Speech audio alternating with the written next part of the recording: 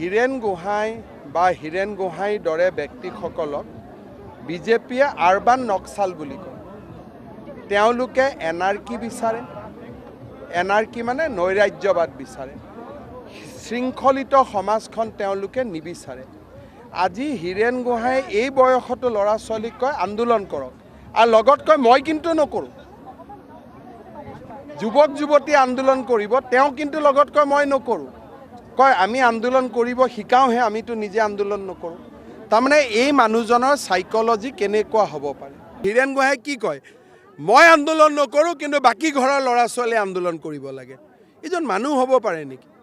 নিজৰ ল'ৰা ছোৱালীয়ে আন্দোলন নকৰে, বোলে মই গাইডহে দিওঁ, মই মাৰ্গদৰ্শন দিওঁ, আন্দোলন কিন্তু বেলেগৰ ল'ৰা ছোৱালীয়ে কৰিব।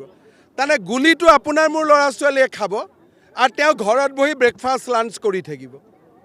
এনেকুৱা বুদ্ধিজীৱী বুলি কয় নেকি তেনেকুৱা ব্যক্তিক? গতিকে হীৰেণ গোহাঁইক মই এজন আৰবান নক্সালৰ মাৰ্গদৰ্শক বুলি জানো।